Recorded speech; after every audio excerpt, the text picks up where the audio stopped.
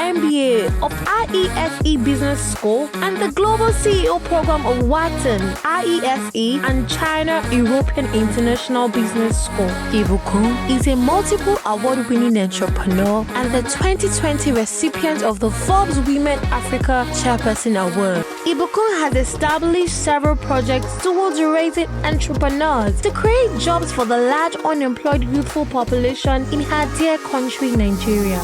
An ordained pastor and founder of the Christian Missionary Fund, Ibukun, through the faith-based organization, works with missionaries spread across Nigeria by providing them with medical and educational supplies.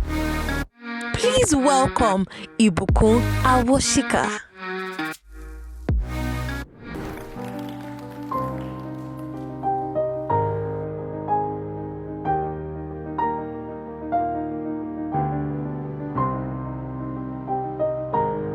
Hello, it's really my pleasure to congratulate all the graduates of today on the Convocation ceremony of the Redeemer'S University and also on the 15th anniversary of the university. I know what it's like to have signed up for a course, to walk through the many years with hopes and aspirations, especially of this kind of grade that you'd like to make so that you can graduate with flying colors and be able to get the kind of job or opportunities that you're interested in.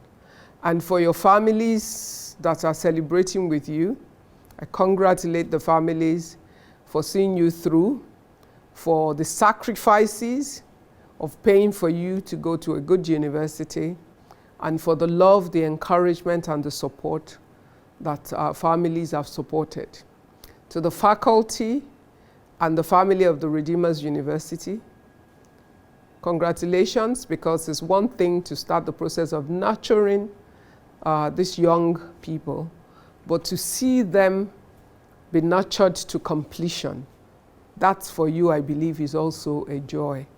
And that only ends one stage in their lives, because it's now about what they do with it and how they face life and make something of what they've been able to gain in terms of this season. It's important, to tell you, the graduates, that this is an enabler. The course you have completed and the certificate that you will receive today only enables you to do other things. It's not an end in itself. The certificate in itself will amount to nothing except that you apply yourself to use the knowledge that you have learnt in this place, but more than the knowledge, more than the academic knowledge, to use the other types of knowledge, learning to live with other people, learning to interact with other people, learning to engage other people with a positive tone, learning to collaborate, learning various other skills that you would have learned in the course of your years in this university. Taking all that, combined with your academic knowledge into the world as a starting point for what you can do with yourself. Your future can in some ways be defined by the degree that you receive today, but in many ways, it would be about everything combined with the degree that you receive that your life will be defined. The university has chosen a theme and a focus for this particular graduation, largely because they're thinking of the way the world is right now and the changes in terms of opportunities for young graduates. Years ago, as you graduated out of the university, you were confident of a job waiting for you as to what to do. But we all live with the times and the seasons of our own lives. And it doesn't make it any worse simply because your time and your season is different from the time and the season that others have had before you. What is important is that you are equipped to stand up and take up the challenges of your own time and your own season. and that you have the ability to think through how to apply yourself to make something of yourself despite whatever situation is around you right now. Luckily enough, every other graduate from every other university in Nigeria, especially around you, is subject to the same scenarios that you are subject to, and haven't gone to a private university, you have probably had a very consistent future-focused education, which in itself would empower you and make you a lot more competitive than maybe some of your peers that have gone to universities that might not have had the resources or the organization to give you the tools that are more future-looking. Now, the theme for today, as chosen by the university, is focused on agriculture, entrepreneurship, and youth empowerment. For me, if I unbundle the topic, I would take entrepreneurship as the anchor, because agriculture is only one area of the economy where an entrepreneur can play. And when you talk in terms of empowering young people, you can empower young people in diverse fields based on their own interest and the opportunities that they have the capacity to take advantage of.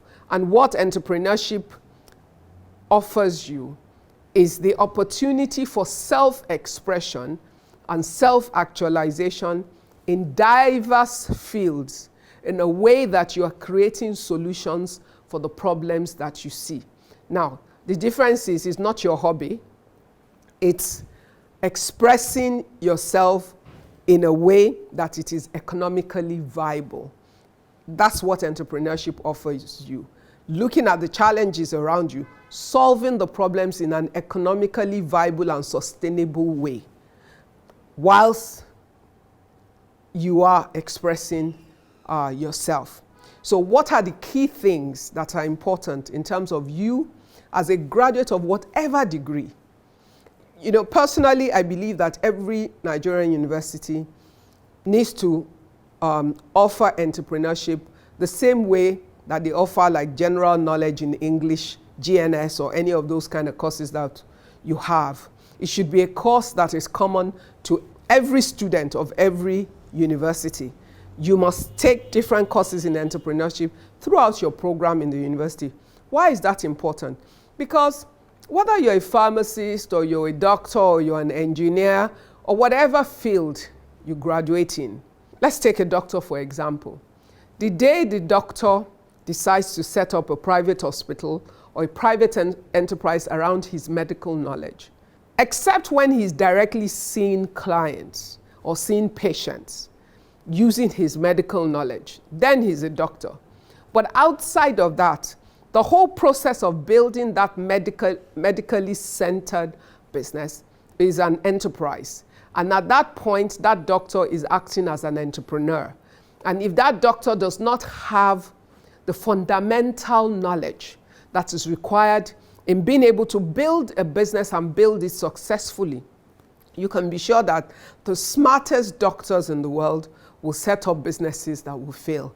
And honestly, if you walk around Nigeria, you will see many smart doctors that people would testify are great in whatever field that they have chosen to specialize in.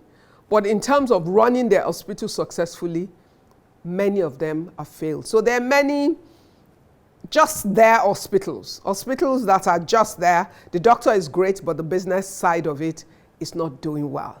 So that tells us that it's important at this point in time, especially at a time and a season when we have a huge population of young people. We're a country of young people. If you have over 65% of your population under 40, you're a country of young people. And worse still, if you have such a swelling population of young people and we do not have enough economic activities to engage them, we do not have enough jobs for them, that then definitely requires that we have a responsibility to create job creators. And who are job creators? Entrepreneurs.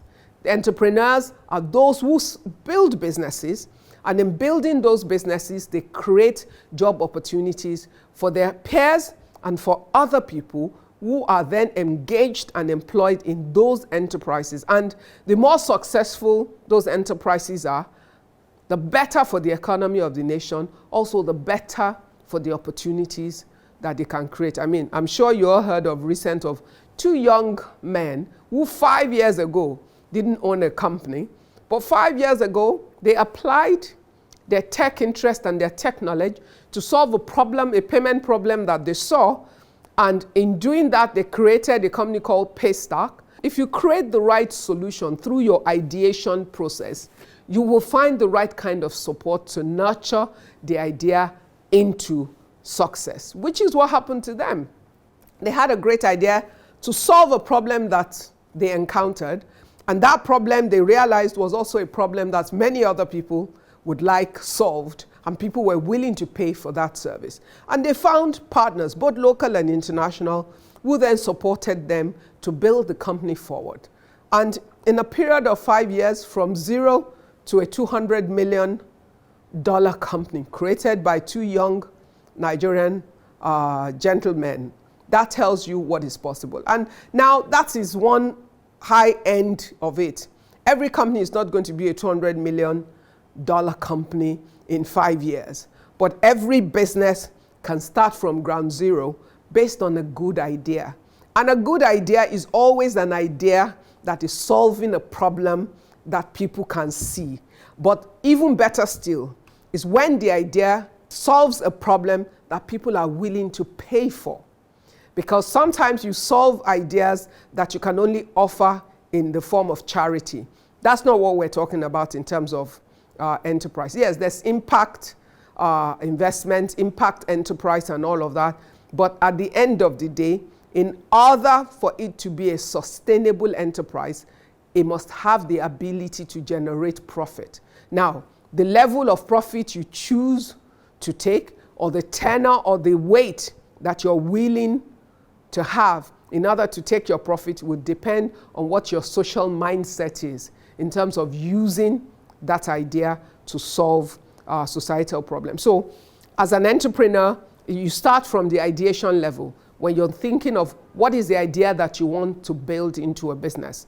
What is the problem that your idea is solving? And in solving that problem, are there enough people who are willing to pay for that problem to be solved for them on a sustainable manner? Then what are the resources that you require? You would normally have to do like a SWOT test, a test of your idea, test the strengths of the idea, test the weaknesses of the idea, test the opportunities that the idea present, test the threats to that idea. Now, the weaknesses and the threats are not a problem. The reason it's important to highlight or to identify what the weaknesses are and what the threats are is so that you can mitigate those threats and those weaknesses.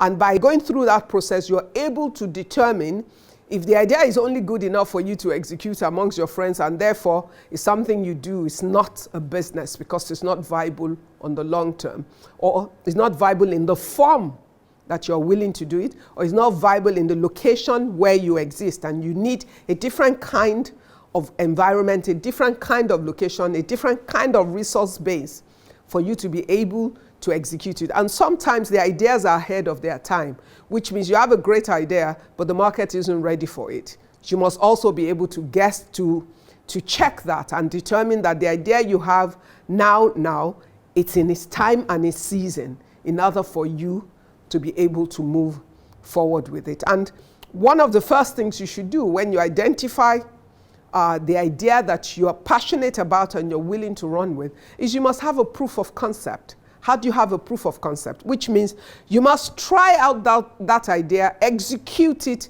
in a way that you can manage. Now, as a Christian university, I'm sure that learning a bit of the Word of God and how it affects your life would have formed a part of your curriculum one way or the other. The Bible says that we should not despise the days of humble beginnings.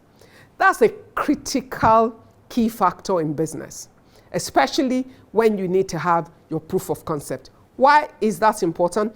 Because, you know, one wise thing for you to do when you have a great idea is you must write a business plan. The business plan allows you to write all the related factors, to bring all the issues down on paper. As you write things down on paper, it becomes clear. As the Bible says, write it down upon the tablet. You know, as you write it down upon the tablet, it becomes clearer.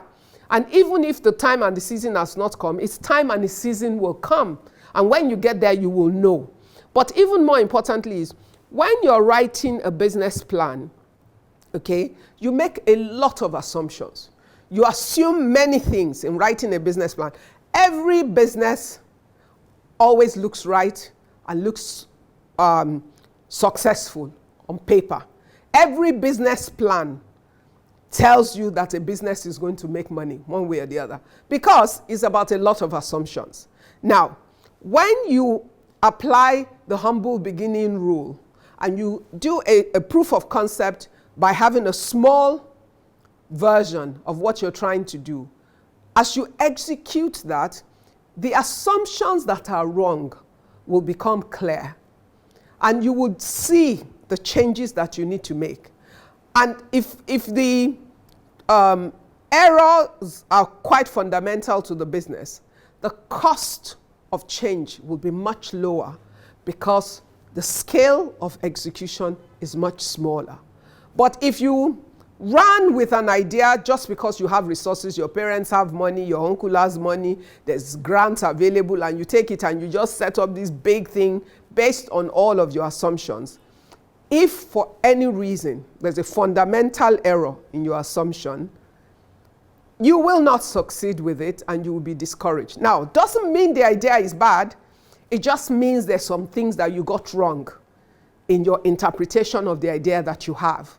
But if you tried it small and you're able to correct it at a lower cost, then you're more encouraged to make the necessary amendment and move forward with the business, rather than to incur a large cost, assuming you've bought all this big machinery and all of that, and meanwhile the machinery is set to produce something in a format that you found out in your execution is not the actual format in which the customer wants it. So all of these factors are important, which is why in trying to build a business in whatever field, whether it's agriculture, whether it's manufacturing, whether it's in services, whatever kind of field you want to build yourself in as an entrepreneur, you must be focused, you must be diligent, and you must patiently build in stages.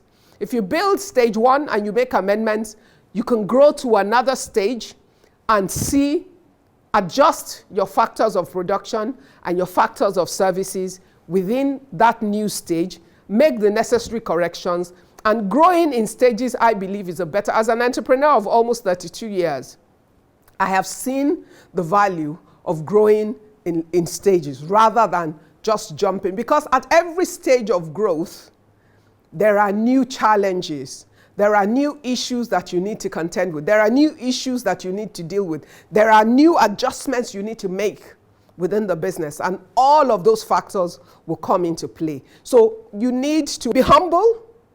You need to be patient. You need to do your homework. You need to apply yourself to all the information that is necessary. You know, the Bible says, having done all, stand.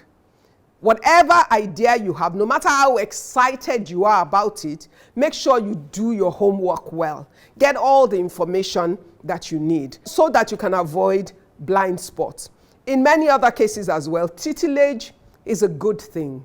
If you want to function in a particular industry and you know that you don't know everything, because there are tricks of every trade, there are secrets of every industry and every sector.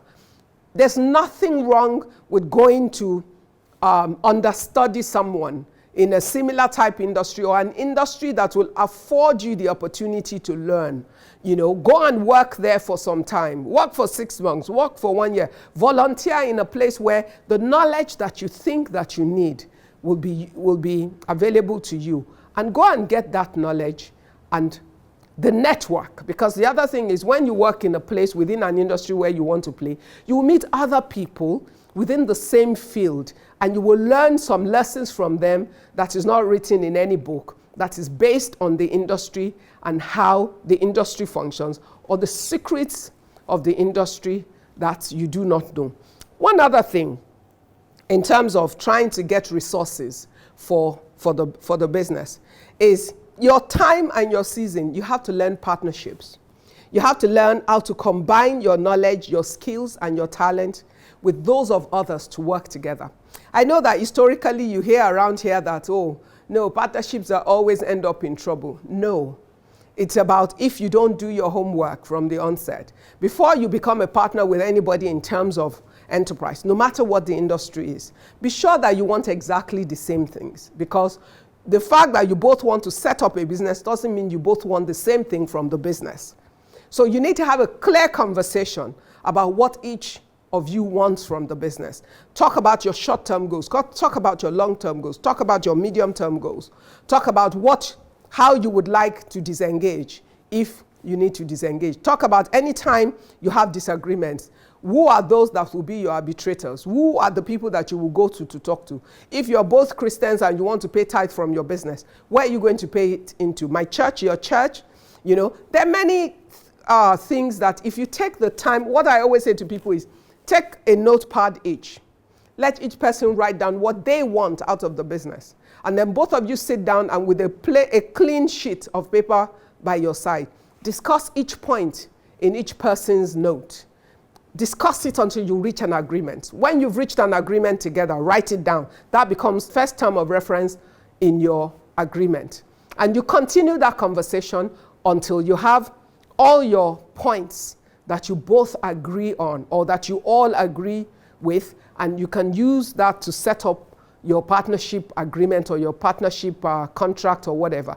And the fact that you're both partners does not mean you will not have leadership within the business. You can both not be MDs of the company, you know, and it doesn't matter if one is MD, one is executive director. It doesn't make you less. If you both own 50% of the business, if you do, then it's about who has the right nature.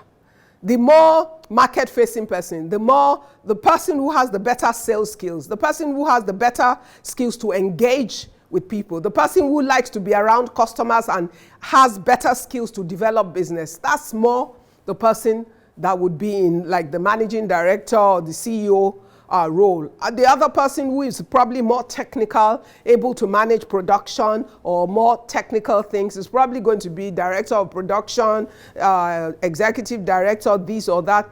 Identify the roles by the value you can bring to the table. But it doesn't change the fact that you could be equal shareholders. And you might not be equal shareholders because you haven't brought the same cash into the business in whatever form.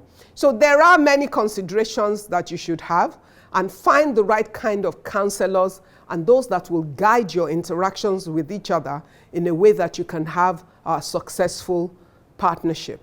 Speaking specifically to agriculture, it's important to realize that agriculture is not necessarily farming. It's an industry, and it has a value chain. And there are multiple areas of engagement within the agricultural value chain that you as a young graduate can play in. The first thing to do is to seek complete understanding of what are the value chain opportunities that are available within agriculture. Farming is one side of it, but there are multiple stages of the process between the farm to the market. And there are multiple sectors and industries within the agro-allied entire industry that you can engage with.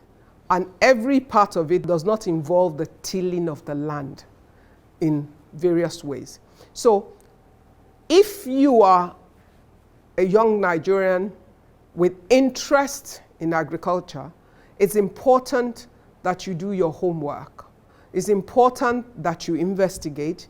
It's important that you find out where the opportunity. Now we have emergence of stores like all the Spars, all the ShopRites, and all of those multi-serve kind of stores will require different kind of engagement with providers who are able to provide value in different ways. Within our lifestyle are different opportunities for people to engage in the process of agriculture in a different way that they're able to deliver value to the market. A lot of you like chicken and chips. Okay. The chips part of it is what? Potatoes. All right. Does everybody want to buy the potato and peel it off and have to cut it and all of that? Especially think of the working woman who goes to work, works in Lagos, goes to work from 5 a.m. in the morning. She leaves home in order to get to work on time because of traffic, gets back home late because of traffic, wants to quickly be able to make food and all of that. What are those things between what she wants from the market or what she wants from the farm and the form in which she wants it that will create value and time savings for her in order to run her home? Where can you have an intervention where you can create additional value? What other part of farming are you able to get involved in? I don't want to suggest anything to you. I just know that if you are someone who is, because you should never get involved in any industry that you have no passion or interest in. But if you're someone who has passion and interest for agriculture, then get up and find out what is going on within the industry. There's a lot of activity within the agri value chain in Nigeria right now, and there are loads of opportunities where a lot of young people are engaging, and you will be shocked at what your end value is that you can take from these different parts of the value chain. But as you explore agriculture, it's the same way that you should explore every other industry. Within the fashion value chain, where can you intervene? Where can you create value? Where are the segments that you can specialize in that can serve multiple people within those industries? What are the service ends of agriculture, the service ends of fashion, the service ends of the entertainment industry? You've probably heard about me being involved in the movie Citation of recent. And before then, I had been involved as executive producer with God Calling, the movie God Calling. And it really opened my eyes to the value chain of the movie industry. From the outside, you watch all this Nollywood and all of that, and you take them for granted. You disrespect them. You don't realize how much value they're actually creating in running the business. Each production, how many different people are involved, taking care of different segments of the entire production, each being an independent entrepreneur, providing a service in the industry, from the person providing the food for all the crew, to the person providing the dressing or the costume and all of that, to the people in charge of the makeup, to those in charge of props on the set and all of that, to somebody managing. It was really a great eye-opener to see just how many different areas we have a chance to develop and how many opportunities are there that people are not necessarily taking care of, which is why you cannot be arrogant about your degree. You have a good education, you have a good foundation, that will always serve you. Now explore what your exposure through your education and what your skills and your natural interest, what value can be created by bringing them together. Seek to look at new areas. Be open-minded. Do not box yourself and do not become arrogant about the fact that, oh, I'm a graduate, I'm too big for this. When you apply your graduate experience of having gone to school with the opportunity that whatever opportunity you see presents, the way you will look at it will be different from the way an uneducated person will. And that is already value you have added to it. And that allows you to expand the scope of what you can do with it. Just know this. Every problem you see in Nigeria that you complain about, that's a problem waiting for someone to solve it. That solution shouldn't have to come from outside. Nobody should have to come from somewhere else to take the value that is within our own economy at a time where we have so many people that are out of work looking for opportunities. It's for you to put on your thinking cap, to think critically about the issues that you see, to find how to engage the different factors of production together, to humbly learn from anyone that has the knowledge that you need in order for you to do what you need to do, and to combine that knowledge with your own opportunities and the knowledge and exposure that you have, and to bring all those factors together in order to make something of it. But to also be patient, knowing that Rome isn't built in a day, that your business will not necessarily work as you envisioned it on day one, that you would have some troubles and some trials, but so what? The Bible says in the world we will see troubles. So it didn't tell us, Jesus never told us that everything would be easy and hunky-dory. No, we would see challenges, but they build character. The trial of our faith, the Bible says, it worketh patience in us. It will build character in you. And if you want to find a really successful business person, ask them about their experiences, not about their success. Ask them about the things that shaped them into who you see today and the successes that you celebrate in their lives. Ask them about the processes where they took their learnings from and how they responded to the challenges. Because the challenge is not the problem. That something doesn't work, that's not the problem. It's about how you respond to it. It's about how you react to it. It's about what you do after. The morning after the world says you failed at something, how do you respond? That's what makes the difference. That's what makes the winner. That's what makes a business person successful, because business is one of the landscapes where you are most tested and tried. So if you want to be an entrepreneur, just prepare your mind for the good times, the bad times, and the really challenging times. But none of them is bad for you. All of them combined together is what will make you the successful person that you will be. Be focused. You will need to be diligent. You will need to be flexible. You will need to be humble.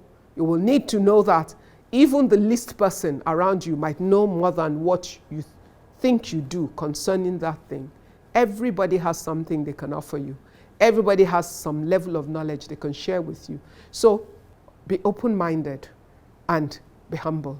And at the end of the day, you'll be surprised at what you can do. One other thing. Whilst you are trying to think of how best to apply your idea and how best to build it, start wherever you find yourself. Take whatever kind of opportunity to start. Start the process of learning. Start the process of engaging. And as you move in stages, you'll get there. Don't let anybody tell you something is too small for you, or something is beneath you, or something is not good enough for somebody of your status. Look, when you get to where you're going, those that laughed at you at the beginning will have to beg to laugh with you at the end. I wish all of you well. I wish you a successful life. You have a great future ahead of you. Nigeria can seem overwhelming many times, but know this, there are many people that have succeeded within this country despite the challenges that it presents. And without those challenges, there will be no opportunities for you and I. Things might not be working perfectly now, but you and I have the responsibility to invest in making things work better. So take on your civic responsibility, engage with the nation in your best, put your best foot forward in engaging with the nation. Protect it, because if it works for you. If Nigeria works, it works in your interest. Sometimes you'll be disappointed, but just know that every time you feel that, it just tells you there's more work to be done, and you're up to the task. May the Lord give each and every one of you the grace, the wisdom, and the understanding to excel in whatever it is that you have been called to, and that whatever it is that you desire and that you aspire to, that time and season will shape it right for you. that at the end of your days, you will finish well, more than anything else. And the journeys might not always work out as you think it should, but understand that life is an adventure. You live in stages. Enjoy each season of your life and celebrate your friends and the other people that you meet along the way. They might seem to be moving faster than you. Everybody has their time and their season. Your time is different from theirs. So wait for your own time, but keep applying yourself and doing your best at every season and every stage, and celebrate with those who are succeeding in their own time, so they will celebrate you too when you get to your own time. Treat people like they're important because they are. Don't undermine the people around you. Don't look down on anybody. Do the best you can to reach out and to lend a helping hand to other people. You never know where they would be along the path of your life, and they will be waiting for you to pay you back whichever way you have manifested yourself to them at the right time. Thank you very much for inviting me to be part of your celebrations and of your graduation. I wish all the graduates well. I wish you a glorious and a successful life. And for every minute and every moment in your future, may you find God right there with you, leading you, telling you which way to go, whether to the left or to the right, that you may walk in it.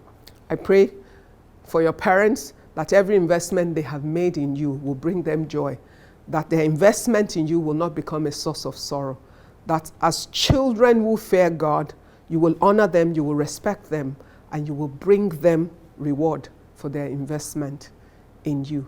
And God bless Redeemer's University in itself, that it will continue to move from glory to glory to glory, and that many more children shall be nurtured and trained through your walls, and they will all go into the world and make a difference and change the landscape of the world. Thank you very much. God bless you.